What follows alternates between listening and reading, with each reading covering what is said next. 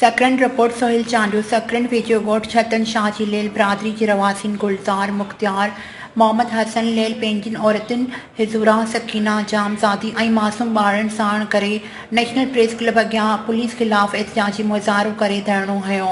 हुन मौक़े ते हुननि मीडिया आॾो धाईंदे चयो त असांजे इलाइक़े जी सैयद बिरादरी जा बाअसर माण्हू ताक़त जे ज़ोर ते असांजे मथां कूड़ा केस करे असांजे माण्हू खे बेगुनाह गिरफ़्तार कराए रहिया आहिनि ऐं पुलिस भी उन्हनि जी वंगार बणिजी आहे।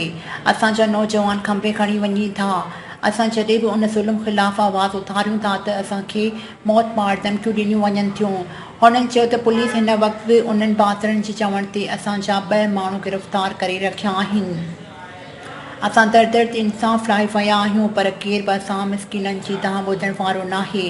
हुननि SSP शहीद बेनज़ीर आबाद तनवीर अहमद दुनिया खे अपील कई आहे त हुन मामले जी जांच कराए पुलिस खां असांजा माण्हू आज़ादु कराया वञनि ऐं बाअसर ख़िलाफ़ क़ानूनी कार्रवाई करे असांखे तहफ़्फ़ुज़ फ़राहम कयो वञे। ॿी सूरत में असां इंतिहाई क़दम खणण ते मजबूर थी पवंदासीं।